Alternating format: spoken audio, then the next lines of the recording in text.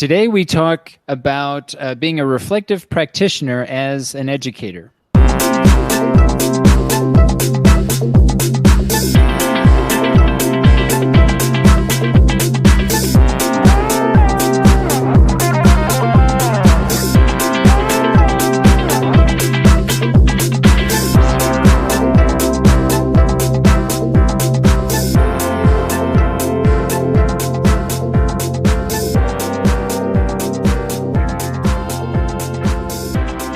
And welcome to Teacher Learning Cast, episode number 22, this day, September 15, 2018. My name is Benjamin Stewart, calling from lovely Aguascalientes.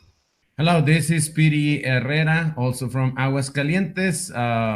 Hoping that you are having a nice weekend this time and getting ready for the celebration here in Mexico. Tonight we celebrate the Independence Night. We call it El Grito de Independencia.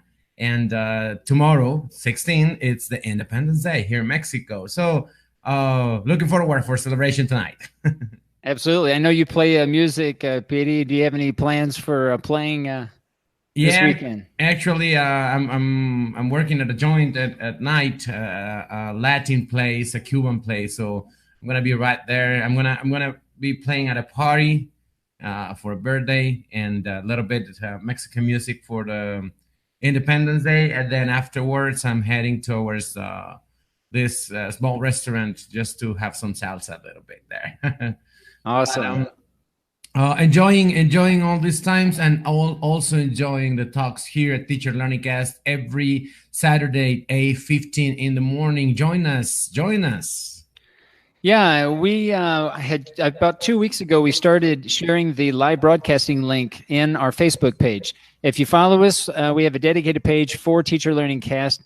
And each week we are not only posting the YouTube broadcast page, if you just want to watch us through that site, you can also join us in the actual live broadcast, which is always being recorded and made available to everyone after the fact. So we're just waiting, Petey. One of these days, I think we'll have somebody pop in just on the fly, which would be great to join with our discussion. This week, we're going to talk a little bit about reflective practitioners as educators. How can we reflect a little bit more on our own practice? I know we've talked about this topic in the past, Petey, and last week you kind of gave us a little bit of insight into flow. And those are some of the things we want to talk about today. But if you're following us in Facebook, feel free to leave comments. You can leave comments throughout the show because I know Peter is fielding questions there.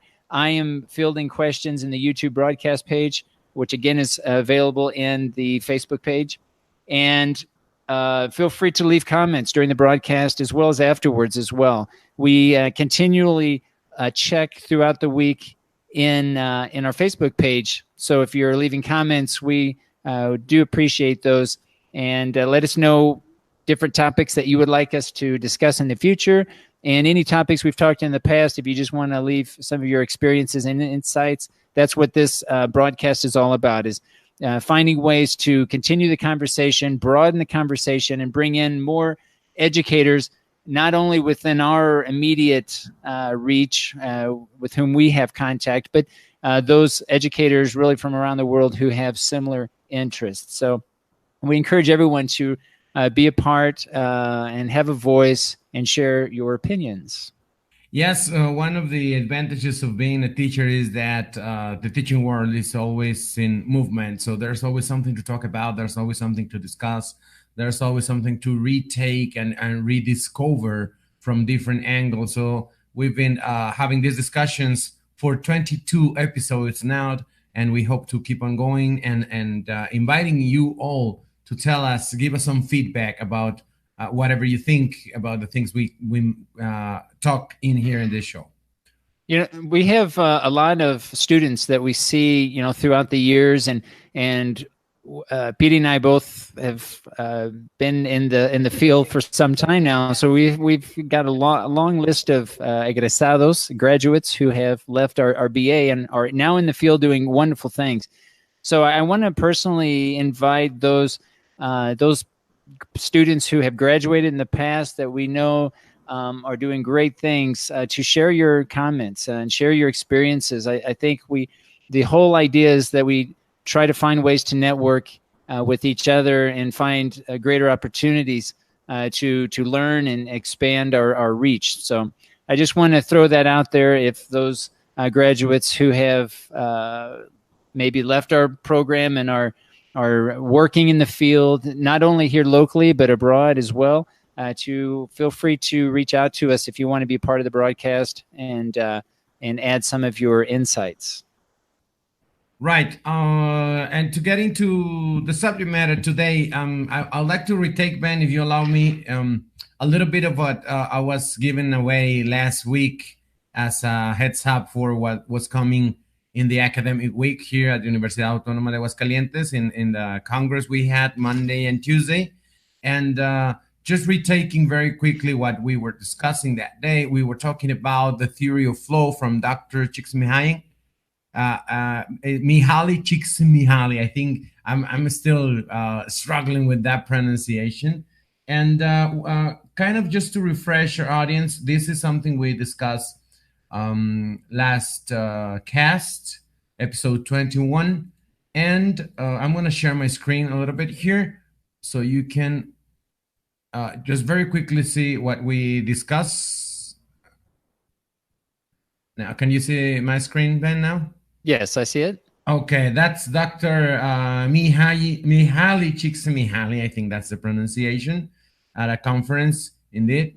And we discussed a little bit about his diagram, his primary diagram for the theory of flow, in which we very quickly mentioned we focus a little bit on the teaching aspect. During the conference, I focus a little bit more on students and teaching aspect, in which the theory goes with the idea of doing our activities in general in life through the channel flow, in which we have a balance from the challenges we face in every action we do, we take, every action we have to perform in our professional or personal life, and have a balance between the challenges that it represents and the skills that we have for them. And we were adding last week, we were making a comment that it's something beyond only skills. It's something a little bit more like integral,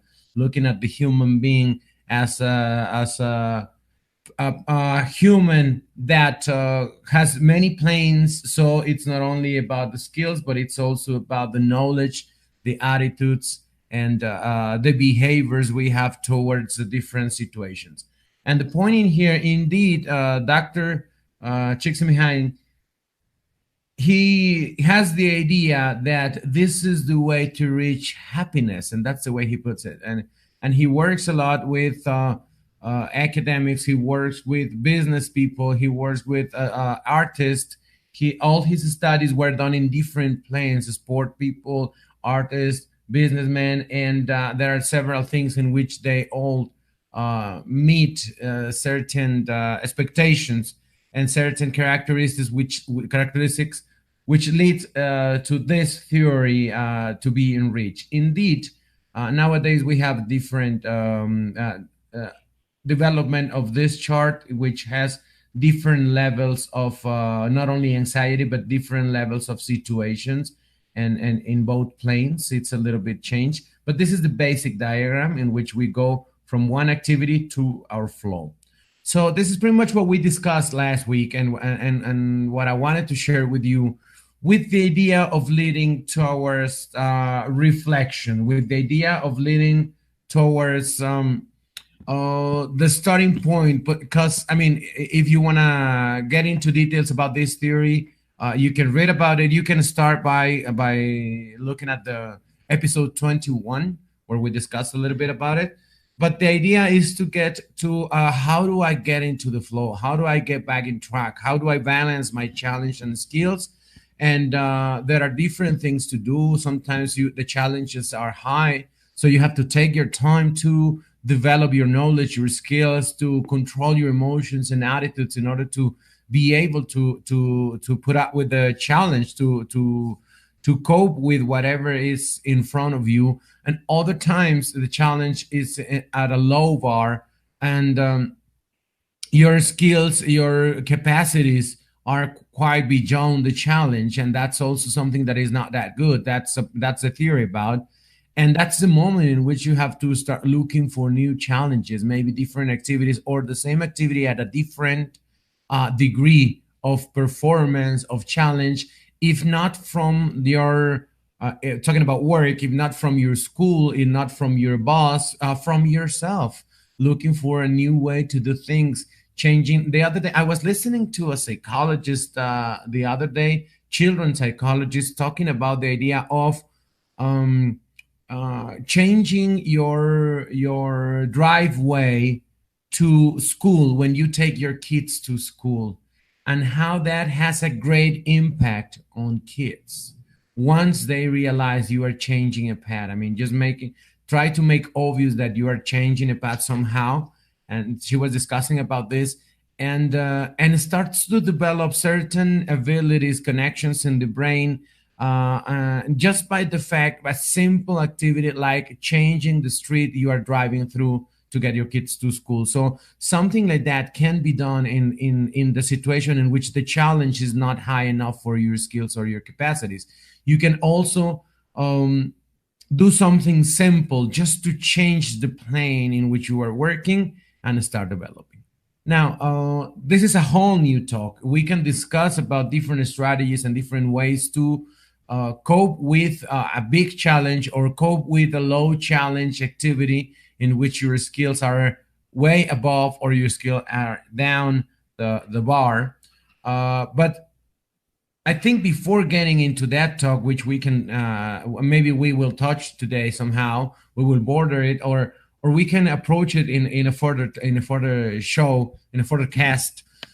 I think before getting into the strategies and the way to do it, we need to start with the basic, which is knowing where you are, knowing what you want and how you want it. And that was pretty much the idea of the talk I gave, and that's why I focus a little bit on the theory of flow to get into reflection.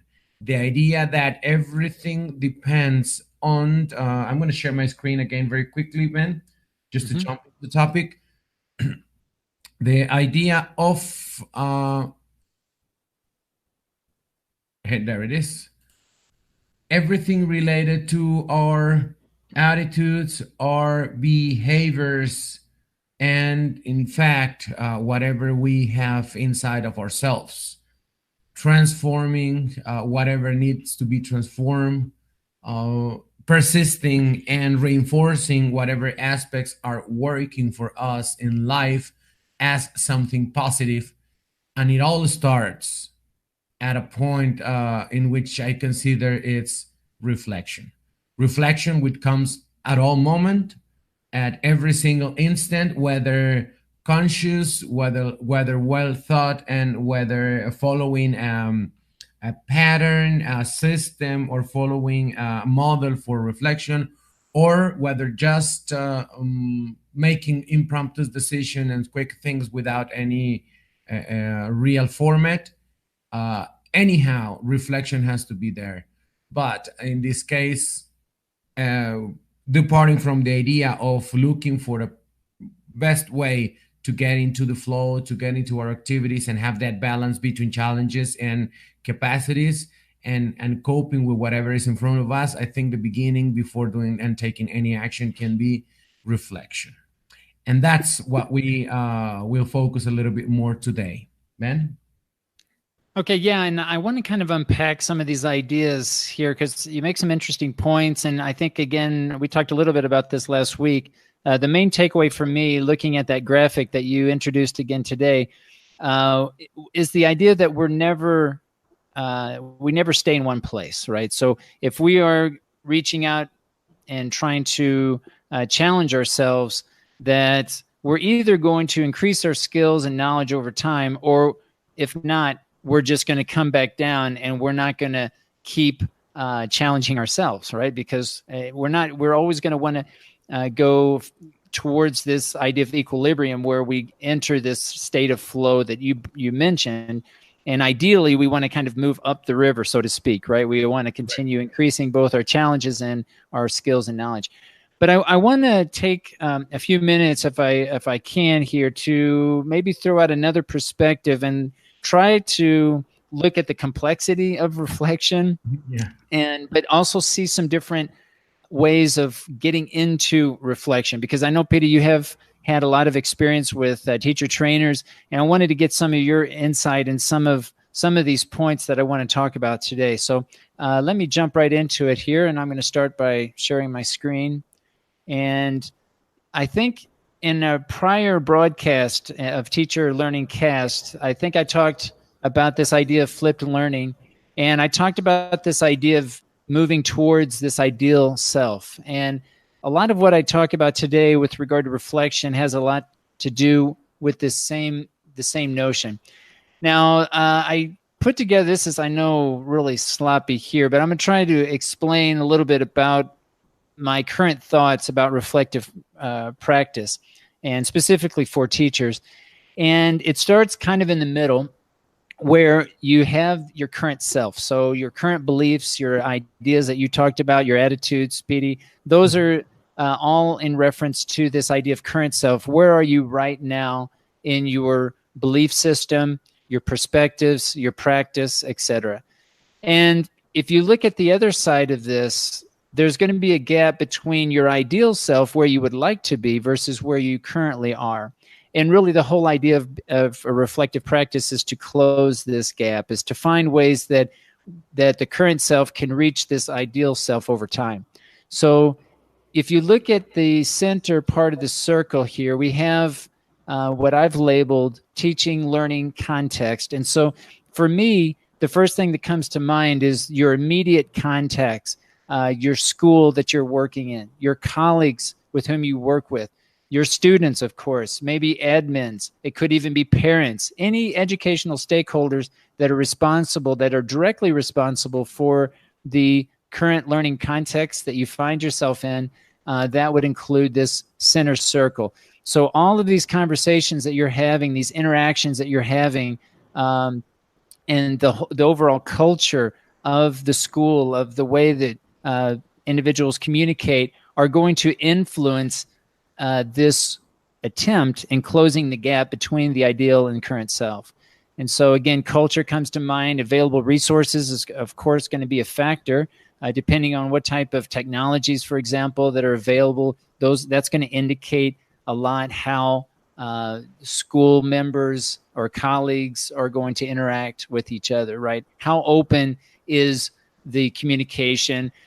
How willing are teachers to make to challenge themselves, to take risks, and how much is that going to be part of their teacher evaluation? All of that comes into play when we think about teachers challenging themselves and then reflecting on their own practice, right? Because teachers, as we know, can practice and reflect internally and not really share that with anyone, or they can start sharing their practices and their experiences with others, right? And so there's a lot of different variables that go into play, but you have this immediate context where you've got direct contact with your personal learning network, if you will. I typically refer to these interactions as a personal learning network, but how do teachers interact and then reflect and share those experiences?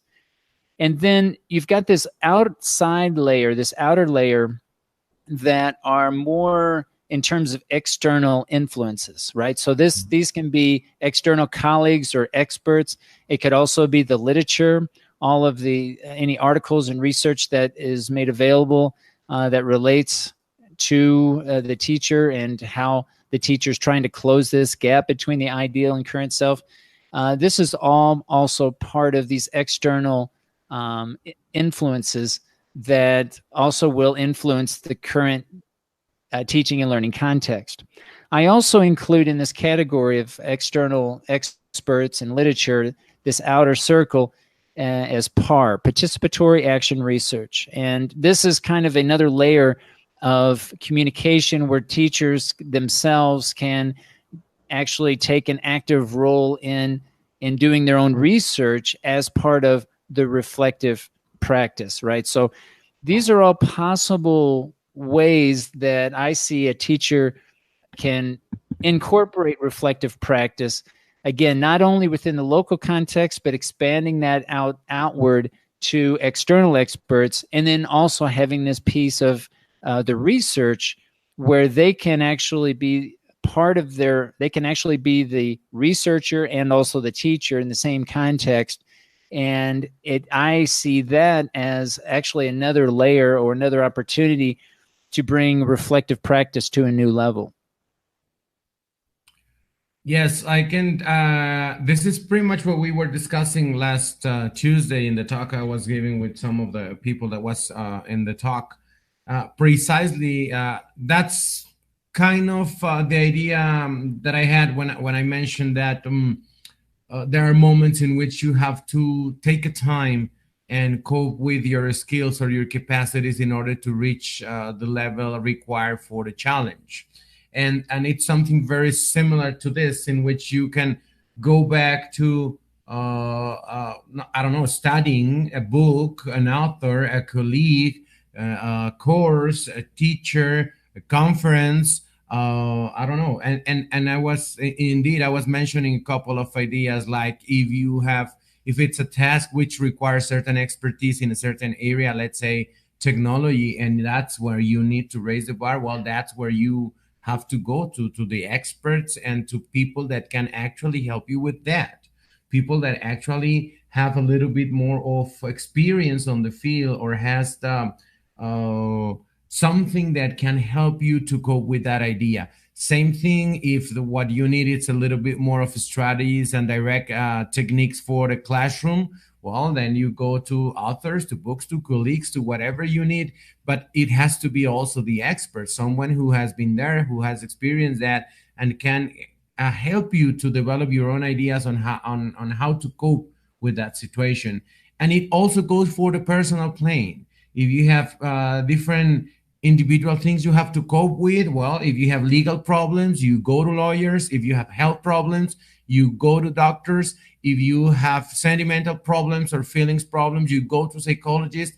If you have serious way beyond brain problems, well, you go to the psychiatrist, and we can go on and go on and on and on. But that's pretty much the idea, to look for the way to cope with all of the aspects that can enhance our current situation when the challenge requires for you to step up for the next step in the stair. Yeah, and to really add another piece to this, because I think most of us, few people would say, there's no value in reflective practice. And I mean, I think most of us would agree that, yes, we need to reflect on our own practice. And probably if you ask most teachers, they're going to say, yes, of course, I reflect on my practice. But I think one of the things I want to try to talk about today is looking at it from a very practical way and seeing how we can discuss very concretely what it means to be a reflective practitioner, and really the complexities, and really trying to find the best ways to do this. The thing I want to add to my discussion here about trying to close this gap between the ideal self and the current self is Sean's notion of reflection in action versus reflection on action. Mm-hmm. And I know we've talked about a lot about this, PD, but if we think about the expert teacher, quote unquote expert teacher, or the skillful educator, he or she's going to probably have a different level of reflection in action, being able to actually reflect in the moment what's going on, and being able to identify what's going on as being is something that should be happening in the classroom, something that's going well, versus something that needs to change. And I think this is something you see a lot with some of your student teachers, is really trying to help them develop the skill of how to reflect in action. I think reflecting on action, reflecting after the fact, looking at having teachers reflect on what they did in the past, is something we normally think about when we think about reflection, but I wonder if we think enough about reflection in action, and really finding ways that we can improve the skill of this awareness of what's going on in the moment, and then being able to make subtle changes in the moment, and then subsequent moments, maybe in later classes, but based on those particular times where maybe something's not going right, maybe the behavior of the students is not what was intended, the learning objectives are not being met for whatever reason, there's some sort of challenge that's happening, and that students are first able to become aware of those moments where students are off task, that objectives aren't being met, and then second, being able to make slight adjustments in the moment, to either rectify the situation or at least try to minimize the issues that are happening there in the moment. And I don't know if you've had some of these discussions with some of your teacher trainers, PD, about really how to develop this reflection in action. And I'm curious what steps that you take, or what kind of conversations you've had with some of your students in trying to develop this idea of reflection in action in the moment, so that students are able to increase their awareness of their own teaching practice. Well, the first thing, yeah, this is a recurring talk, but the first thing to be aware is that we are dealing with human beings and everybody is different. So there's not a right formula, and there's not just one path to go through when it comes to self-development in that sense. In fact, this week we had that talk.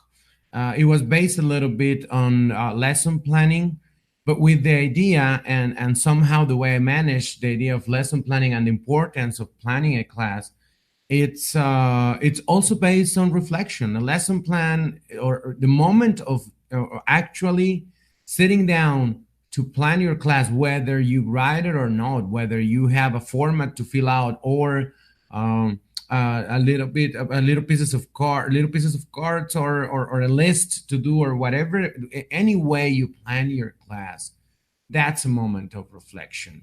And why do I bring that in this comment? Because I think it's quite a similar process to what you were mentioning about the inaction decisions in the class, reflections at the moment where they have to take some decisions, make decisions that will help their students better during classes. And it's a process. We were discussing about the idea that right now they're taking these are beginners, teachers that are teaching for the first time in teaching workshop, and it's like their 6th or 7th class in a year. Because we are working with theory, and I think we've discussed this before in prior programs of how the dynamic is for this course. But the idea is that they are beginners, and they are taking they have to take time for planning, and that's one of the first things I struggle with, that they don't give relevance to the time that they have to invest in planning, which is a time for reflection.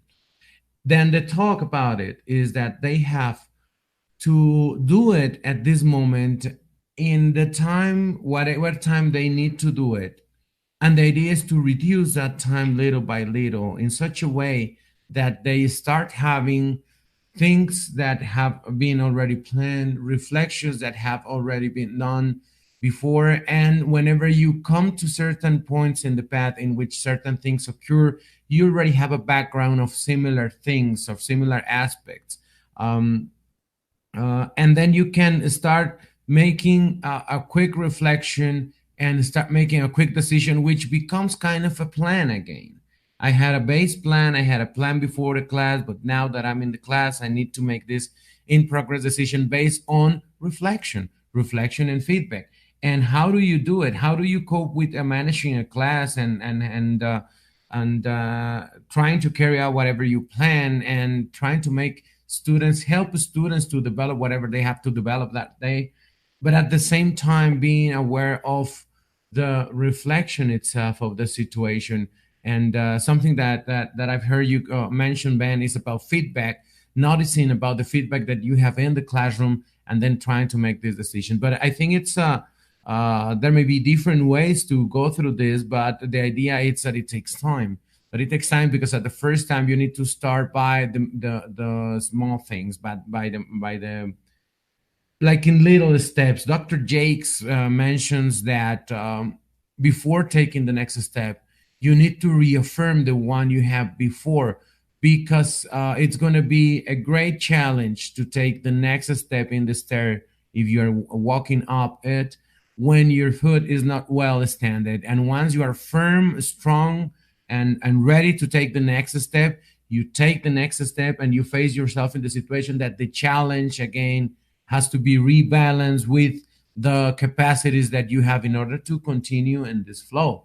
So all of this that I'm seeing, all of these ideas about the reflection in action, reflection on action, and all of this uh, different layers that you're managing, Ben, for reflection, it all applies. And I think that it depends on each person how it starts. There will be some teachers that immediately can deal with making these connections in their mind and flowing immediately into reflection and knowing how to take action.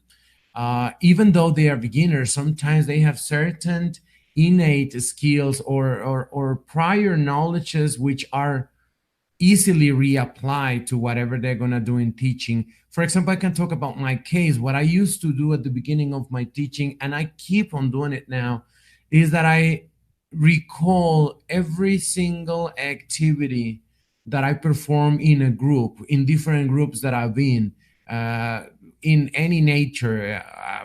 Just a case in point, let's say the Boy Scouts. I was never in the Boy Scouts. Let's suppose I was in the Boy Scouts, where you have this social relationship and different kind of activities which help you to develop certain skills, attitudes, and behaviors.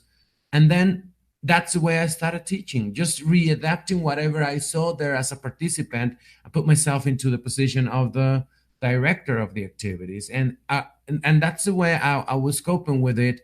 And it's not because I had a major facility to do so, but maybe I had a little bit more of experience. So I started in that way. Some other people may start with the idea of I need to nurture myself from the books, from the authors, from strategies, from techniques, and I have the capacity to have a clear picture in my mind of what the authors intend to mean, and I have the facility to make a transition between the book and the actual happening in the classroom. I don't know. There's people that work like that, and it's amazing to be able to do this kind of things. But I know there's people that they can do it. So it's all about it's all about just taking your moment to reflect and see what is working for you in that sense, in order to diminish that gap that you're mentioning between the current self and the ideal self.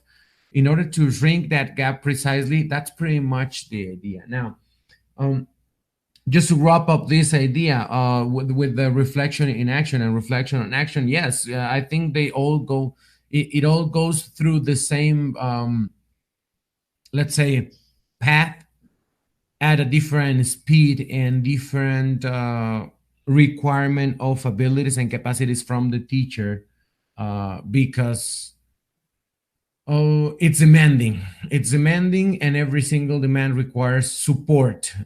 And that support, it's different for every people, and it takes different times, different paces. Yeah, and your point about the importance of planning is certainly important to mention and something to consider when you're reflecting. But I'm wondering if there comes a point where the actual process of planning can overshadow one's ability to reflect in action. So I'm thinking about a case where, let's say that a teacher is using the book primarily, right? And there's a course book, and he or she's really sticking to the book, primarily going page to page throughout the activities using that book. Now, you could say that the quote unquote planning for that class basically is the book, right? There's not a lot of difference in that type of scenario where you've got planning being much different than what's coming in the book because he or she's using the course book. So I'm wondering, for those who are really planning and really trying to stick to a plan, if the process of trying to stick to that plan can actually hinder or cause more problems when the teacher's trying to reflect in action, not so much thinking about reflecting on action after the fact, but really in that moment. Because again, the purpose here for that teacher is really trying to get to page 15 by the end of the day, or trying to get to X amount of activities that he or she planned for that particular day. And maybe the act of reflecting in class becomes a greater challenge. Have you seen that? Have you talked about that with some of your students? And how do you really deal with that? Yeah, Ben. And really work with the students to say, okay, yes, planning is important, but you also need to be aware of the situation and being able to react in real time. It all depends, and yeah, you're making a very good point, because this is the job. This is exactly what I struggle with. The concept of planning. What do you believe planning is? What do you think, and how do you handle your perception of a plan?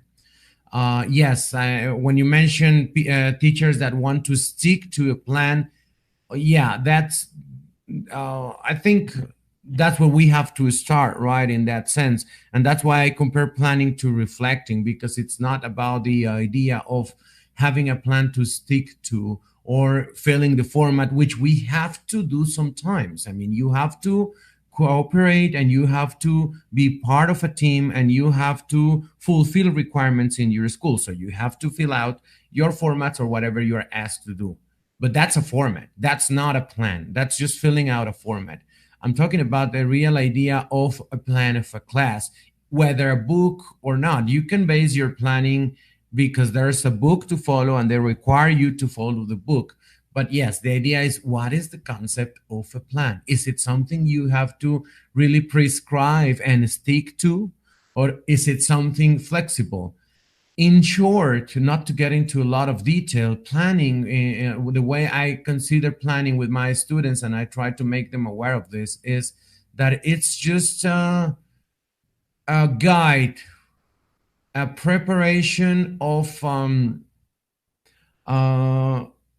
it's a preparation of a guide for the classroom in order for not losing the objectives. And let me put an example about this, a clear example. Many students, especially beginners, they always ask me to read their lesson plans, and they say, correct. They say, correct my lesson plan. Do you have any comments about correcting? Do I have to change anything? Do I have to do anything? And they, most of the time, and I would dare to say all of the times when I have these kind of comments, these are students that want me to tell them about the activities they have decided to perform in the classroom. And that's something I never do. I never ask them to change any activity, not to pre-service teachers, not to teachers that are really learning from it. And I never ask them to change anything. I may stress certain aspects of their planning whenever, just to make sure that I'm understanding what they're writing, and just to make sure that that's what they mean, and make them reflect on whatever they want to do. But my main focus on checking a lesson plan is the perception of the objective that they have for the class, what they want to achieve as a base for whatever happen next. Can change, can be flexible. You can take your in-progress decisions. You can make these quick reflections. And that's what I'm leaning towards when I'm with them, to help them to be able to make these quick decisions. I tell them there is no improvisation in the classroom. When you improvise, and I do the quotation marks, when you improvise something, you don't come up with something out of the blue. You come up with something you already know, you have experienced before somehow. Yes, you may transform it and readapt it for the moment. But I would dare to say that most of the times it's something you have priorly planned somewhere along your life, in a different group, in a different moment, in a different situation. You saw it yourself when you were studying. But whenever you decide to make a change in your class, you have things that you have done before and you have experiences in there. So going back to the idea of this interruption of the planning into the in progress decision, I think it depends. If you are thinking about the lesson plan as a book to follow, as something strict that cannot be changed, yes, that will always interfere, because that's not really planning. That's just checking what you're going to do. Well, yes, it's a plan, but it's not really my concept of planning. Indeed, I tend to ask my students to change their way of planning in any way that they can actually use it in the classroom if needed. And I'm surprised when they tell me, "Can I change things? Can I improvise like activities or something?" And I go again to the same talk. It's not about improvisation. It's about what would you change? Well, if I see this, I would try to do a different kind of activity to activate them. And I was like, "Are you going to make up the activity at the moment? No, you are going to use one that you know before, something that you master, or something that you can readapt because it comes to your mind." So the idea is to help them planning and make this idea of a very flexible plan in which is just a guide for whatever you are going to do, and have this plan become a strong reflection, and get them used to reflecting and reflecting. Who are my students? Is this going to work because of what reason? What am I going to use? Is the context appropriate? How am I going to stress the context? How do I base myself? Is this activity helping the use of the language? Is supporting the use of the language? Is it helping students to develop what I intend to develop? Is this activity, I mean, all of this, doing it kind before. So when you actually get into the classroom and you start to see students' reactions, and there was a teacher, somebody, I kind of try to remember always his name, and he mentioned, just look into their eyes and see their reactions, and then start getting that feedback from them at the moment. And then in that moment, exactly the same idea for the planning, reflecting, thinking, considering students, language topic, language context, the function of the language, the exposure time to the language, the time they're going to be practicing, considering all of these aspects gets to be more regular in them when planning. And the idea is that from there, they start to take it into the classroom itself. At the moment of taking any action, just making that quick revision of looking at faces and having some sort of feedback from the students or the situation in the classroom, to have a replan, kind of replan what you are going to do, obviously with the support of your prior guide, right? But that's pretty much the idea. I think so far, that's pretty much the approach I follow. And the interference comes when students' attitude is reluctant to see the lesson plan as a guide, and they try to fulfill every single piece of whatever they plan. That's when I have to start working about certain aspects in the teacher to try to help them to open themselves to all of these variations that may happen and may occur. I don't know if that kind of answers. Yeah, there's a research method for collecting data that I think is important. And I mentioned earlier this idea of participatory action research, or PAR. And I think it's important to mention this idea of stimulated recall, where you ask the participant, what were you thinking at this particular time? Let's say they're looking at a video of their teaching practice, and they're looking at the video, they're in front of the class doing something, and the researcher asks the teacher, what were you thinking when you said this? What were you thinking when the students were doing this? What were you thinking when you were writing on the board this particular thing? And the teacher then articulates the thought processes that were going through his or her mind at that particular time in that particular moment.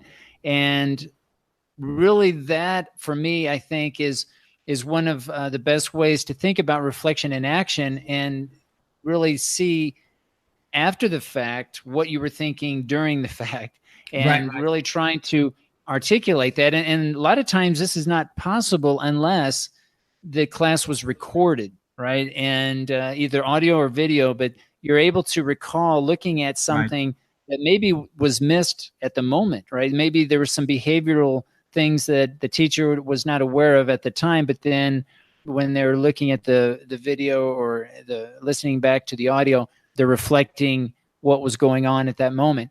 But this thing about reflection in action versus reflection on action, and then the planning, that is thinking, actually reflecting Right. before the Yep. action, um, I think is the idea here for me is to try to align those three: reflection before action, reflection in action, reflection on action, but trying to get the most out of each, but to recognize that they are different, they are separate, but they all need to come together at some point, and in some coherent way, looking back at how one closes this gap between the ideal self and current self. So I think it's worth mentioning the importance of recording your practice. I think Yes. this is one of the hardest things to do for all of us, right? Is to look back at our own practice It and affects. watch and see things that maybe have gone well, but other things that maybe don't go so well. But I think it's a really important piece in really looking back and taking reflection to a new level, especially the reflection in action. And I keep talking about reflection in action because, again, I think that's where the rubber meets the road, so to speak. I think this is where Right. teachers really become better, is being better at reflecting in action, this greater awareness of in the moment, being able to say, okay, this is what's going on. And these are, this is what should be going on. This is what's not going on that should be. Um, and I keep thinking about this book from a great author. He writes a lot of books on assessment. His name's James Popham, and he wrote a book, Transformative Assessment, back in 2008. And one of the things he mentions about this idea of formative assessment is that we choose moments in our teaching practice where we have to make adjustments and we have to incorporate this formative assessment, that we actually have to make changes. But we're not constantly doing it. It's not a constant thing that we're constantly changing and changing. It's really looking at those moments. And you, Petey, I think call it something like critical teaching moments or something. But Critical incident.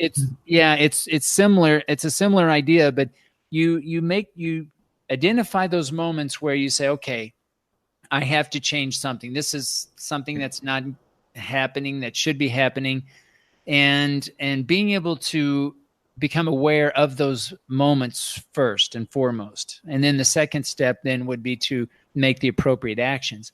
But I think that not the only way, but I think the best way to do that is start getting used to recording and looking at yourself, your own practice, and then asking those questions. What was I thinking in those particular moments at that particular time? Right. I think, yeah, you're covering. There are different ways to view this. There are different authors about this. If I recall well, I think it's Noonan who mentions about task plan and task in action, focusing on the idea of planning, but undercovering the idea of reflection, because that's one strategy indeed to help students develop this skill of doing the reflection in action, which is you have a plan before and then you come and perform, and then you have to go through your plan again and restate your plan according to what actually happened in there, and then make a comparison of the task plan and task in action. And that's sort of a strategy to help students start making this kind of reflection. Obviously, both of reflective moments will be out of the moment, out of the action, knowing that they are beginners, right? But that's the idea, that they can compare themselves, or try to have a retrospective of what actually happened, and then make a comparison between what they originally planned and what it actually changed, making what it actually happened, making a lot of stress in the changes, for minimal changes or unexpected things or unplanned things that happen at the moment and the teacher had to do. And I think that's one strategy that I've done it before and it works. It helps the students to in this reflective process. What I'm doing right now, it's following the pattern we have here at our BA, which is students plan. We have a session of planning with the students that deliver the lesson plan before, and in that session, I base myself on just focusing on them knowing exactly what they want to achieve, and then let them explain, tell, or rephrase or put in words whatever they want to do during the activities. Like just having some back talk, rephrasing what they say. So just to make clear for myself and sometimes for themselves, if that's exactly what they want. And that strategy helps a lot to make them aware of things they view in one from one plane, and once you put it in words they realize, oh no, but I'm gonna miss that, or I'm gonna need to do this too. And that's all I do. So they decide whether they change or not. I intervene with ideas when they request, when they actually tell me, what can I do here? I start with a couple of questions just to lead them towards the answer. And if they actually don't have an idea, I put on the table an idea which I forbid them to use. I put on the table an idea which they have to just hear in order to create their own idea. So after this session, they come and perform. After the performance, during the performance, we actually have videos. We are doing live Facebook lives, which are not open to the public. It's just for the group or our private group on Facebook, because this recording creates a lot of anxiety in them, at least at the beginning. At least the first or the first and second recording, it's really stressing, and that's why the first during the first presentation, it's a little bit more open, so they know, they have a feel of how is how is my approach for leading into this practice. So the teach and the way their feedback comes, the way they feel when they are recorded, and little by little they forget about the recording. So by the third or fourth class, they are already on wheels with the recording. So they record themselves. And after the performance, we have a feedback session, and there's a whole new story in which we talk about group reflection based on the giving feedback to the teacher. But it's a group reflection in which many things come up from the observer that we have, from the students that acted as simulated students, and from myself, from the teacher himself to begin with. And we have this feedback session. Many of the aspects that we discuss in this end up with exactly something that you sort of mentioned. Go back to the video, watch the video, and watch this part of the class and make sense of this. And it's really important. Yeah, and again, the thing about making sense of it is, again, not thinking only in terms of reflection on action. It's trying to make sense of it, what you were thinking at the moment versus what you think now. And that, I think, is really the difference between the reflection in action and the reflection on action. The difference between those two perspectives is the learning process. That is where they say, oh, you know what? I was thinking this at the time, and I wasn't aware of this, but now looking back on it and thinking about it, I'm outside of the context now. I see that, okay, and then they have that conversation. So for me, it's a mistake if we're only reflecting on action. If we're just saying, oh, yeah. I should have done this. No, we need to, the students and every teacher really, I think, needs to see the difference between, okay, I was thinking this, right or wrong. Sometimes we're going to be right. Sometimes we're going to be wrong. And then looking at it later from another perspective and really looking at the differences between those perspectives. And then the final piece would be to compare all three, looking at the planning or the reflecting before action, and drawing conclusions based on those three perspectives. But it's really taking those three pieces and making sense out of those three pieces, not ignoring any of the three, right? And that's why we got the video in there also to help them. And indeed, it depends that idea of their reflection in action. It depends a lot on sometimes on the ability that you have to ask certain proper questions at the right moment to the teacher, so they can start really thinking about that. I heard once somebody saying that, why do you write what you felt in your reflection? How does that help? And I was like, well, I think it's really, really important to uh, also talk about and what you are feeling, what you are thinking at the moment, exactly, and what is making you to take different paths during the class. What, why do you? And that's why I start asking them. You have in your plan, you have this, and why did you decide to do that? And sometimes they misinterpret with the idea that, oh, he wants me to do follow my lesson plan and stick to the lesson plan. No, no, no. I'm just asking that question to see what makes you make that decision. What exactly you saw? What did you realize? And and I think that helps a lot, because then at the end of this feedback and these comments, uh, frequently, and I think like 99% of the times, they are required to watch the video again in certain specific moments before planning their following class. Yeah, and just because we're using videos doesn't necessarily mean that they are reflecting inaction. And there needs to be a level of honesty when we are looking at reflecting in our own practice and reflecting inaction, because obviously we can say things that may or may not be true in terms of what we were thinking at the time. Mhm. And this makes me think of uh, Argyris and Sean's ideas of theory and use versus espoused theory, Right. looking at the differences between the actual theory that is being used in reality versus Mhm. what we as teachers say our theory is. Right, You know, right. so sometimes there's a difference between those two for whatever reason, and you know, there's many different reasons why that might be the case. But I think that it's logical to assume that these two do exist in the real world. That some of us may have an espoused theory, a theory that we say that we have, that may or may not actually be true, or that may be interpreted in other ways with other people. So that kind of adds another level of complexity to this idea of a reflection. If we're looking at something, and this makes me think of the ought self, the ought to self, is what are the expectations that, let's say, my tutor at an institution, I'm a teacher trainer, and what does my tutor want to hear, right? And what am I going to say to him or her based on what he or she wants to hear versus what I truly believe?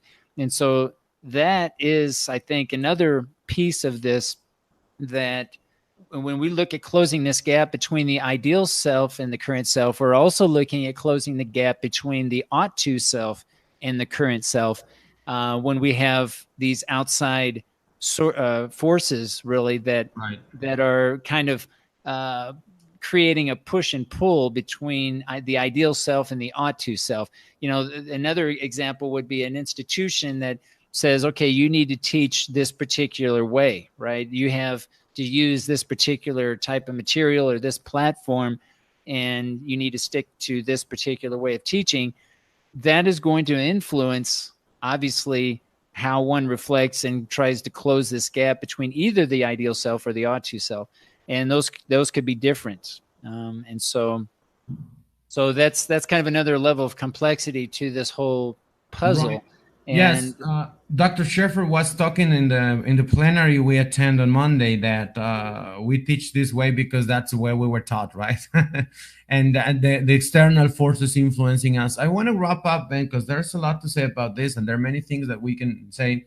But one of the things that I tend to do is that we need to be conscious that yes, there are a lot of things out there. There are a lot of theories, there's a lot of technology, there are a lot of paths to follow, there are a lot of liars, and there are a lot of aspects that we can consider, but we as trainers, we have to as teachers formators, we have to put our feet on the ground and realize the people we have in front, the teachers we have in front, and we have to uh, see what actually is a balance between the challenge and the capacities. And obviously, we will always be challenging our students, but not overwhelming their capacities to frustrate them and make them hate things that reflection and planning for the rest of their lives. So I have different approaches for reflecting and for coping with these ideas, and all of them apply for the planning, for the in progress decision, for the thing, for the reflecting in action and reflecting on action. But I come up with these three. Well, I didn't come up with them. I just ran into them. Uh, Three simple steps that can work, and this may wrap up a little bit everything or most of the things we have said. The first thing, in order to reflect in any plane, would be describe the facts and thoughts. Make sure that you know uh, what actually happened and what you actually thought, believe, what you felt at that moment. Separate the facts from your thoughts. What, when, where.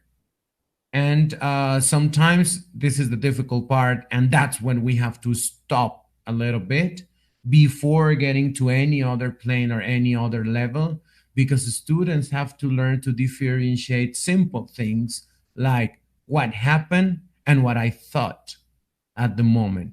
It looks simple. Yes, it looks simple. Believe me, it's something complex because we have so many things in our minds that that's indeed the problem with thought. Sometimes we do not realize that things we believe are facts are not really facts, are thoughts that we have.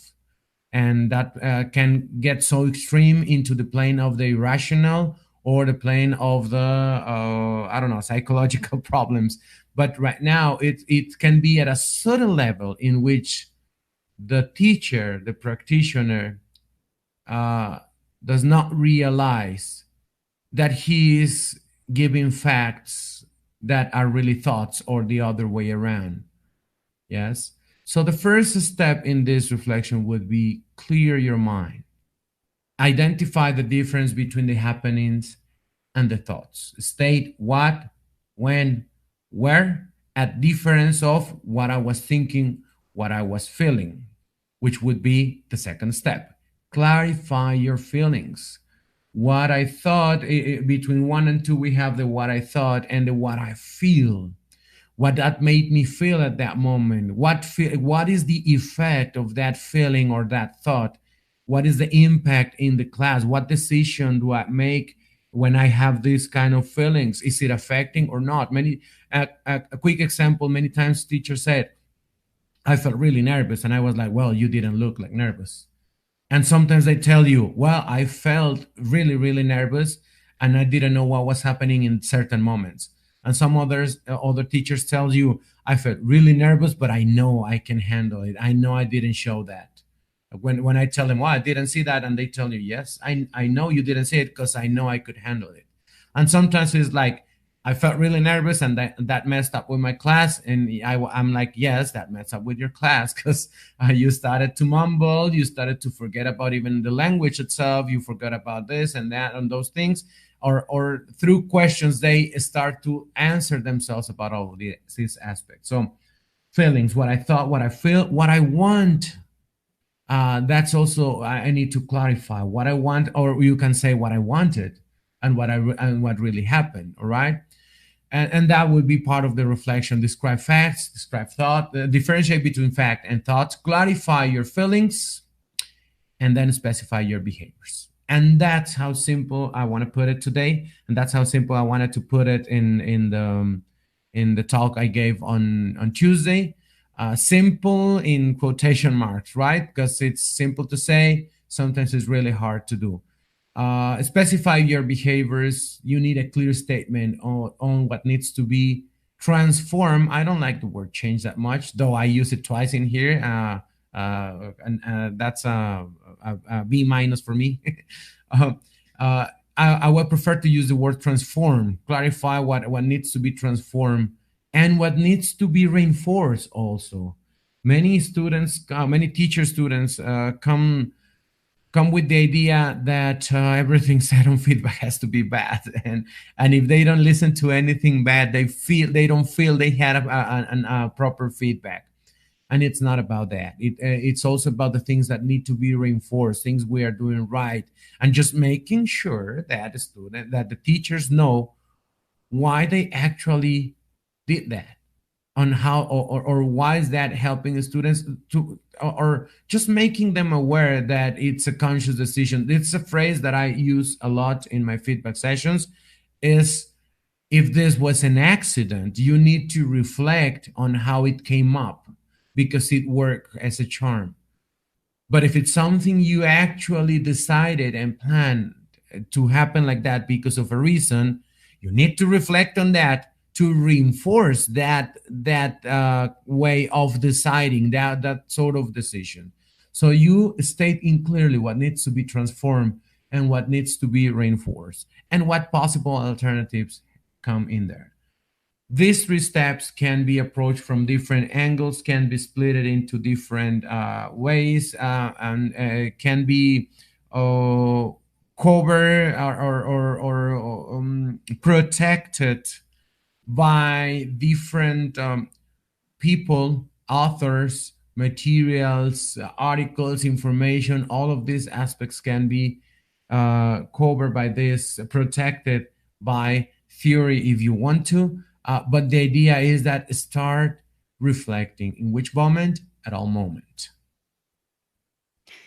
Yeah, those are really some helpful tips, Piry. I think looking at and understanding the difference between behaviors versus feelings is really half the battle.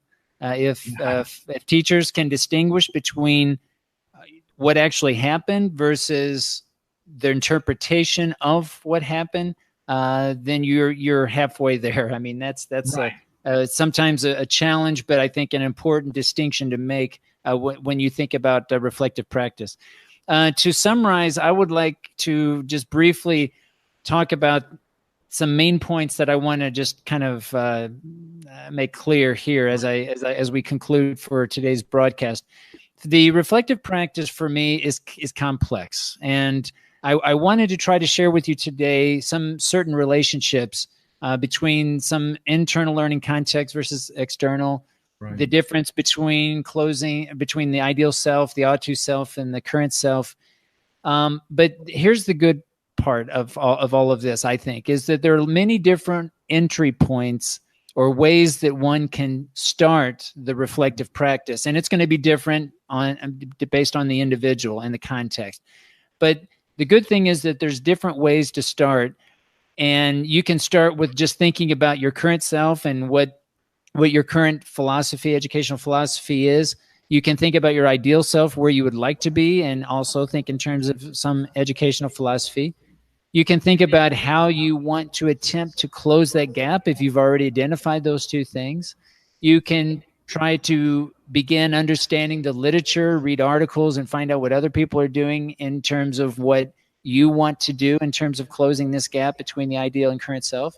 You can open up more conversation or communication within your local context, your local personal learning network, or your local institution, to begin talking more with other educational stakeholders. You can open up more communication with experts external to your local context, and really look at all of this as, yes, there's many different entry points, but the idea is that eventually, if you want to become a true reflective practitioner, the idea is to understand all of these aspects, because they all influence each other, finding ways of incorporating action research or participatory action research into your own practice as well, but really trying to attack the idea or the notion of reflection from different angles, as we've talked about today, really looking at the differences between reflection in action versus on action, and this idea of espouse theory and use, and understanding those differences and why those differences exist is, I think, an important aspect of really being a true reflective practitioner that really sets out for one to improve, which is really the whole purpose. Is if we can improve as teachers, then we improve student outcomes, or we're more able to facilitate the process of students reaching higher academic achievements. And really, that's the goal for all of us, really, I think, is defining ways that we can help students be better individuals, better human beings, better learners, and so on. Right, I couldn't agree more with you. The entry point can be at anywhere. Obviously, our job may be, and correct me if I'm wrong, but our job is to help students to realize which the entry points may be. At least give them options so they can find their own. And it may be not even the ones we are presenting, but the entry point may be any. And at the end, everything has to be aligned. And I like that word, aligning all of them. Yeah, the entry points can be anywhere, but that the entry point, the 1 or 2 entry points, is not the only thing to the reflective practice. That's the main point I want to try to communicate this morning, is that it's, yes, you may enter in any place. It's all good just getting started with the process of becoming a better reflective practitioner.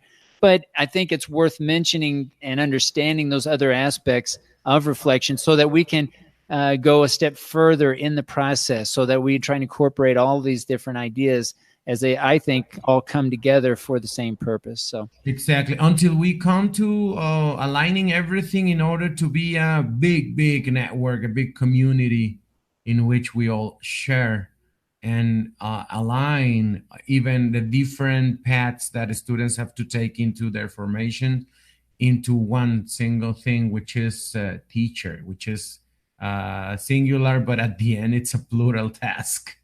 Ben, interesting talk today. Absolutely, Piry. I really enjoyed today's discussion. I want to thank everybody for following us and watching today's live broadcast, and also those who are watching this as a recording. Feel free to leave comments below and let us know what you think about a reflective practice. Are you a reflective practitioner? What are things that you do in your current teaching practice? What are some things that you could do to be a better reflective practitioner? We're always curious and interested to hear from you. And if you ever want to discuss your own reflective practice in a live broadcast, just reach out to us. We'd be happy to have you in this live broadcast. And again, follow us on Facebook. All of the past recordings that we've created, this will be our 22nd recording now. You may access those, and we try to make it as easy as possible for you to find the different recordings that we have created thus far in Teacher Learning Cast. But we want to thank everyone for watching this broadcast, and give us feedback. Let us know what you would like to hear, what you would like to talk about, and have us to discuss as well. And we'd be happy to take on those requests. Right. I just want to thank people that joined today in the Facebook live transmission. Oscar Castro, Vero Duron, Dante from Zacatecas, Alma Zaragoza, Luis de la Fuente. Great conferences with Luis.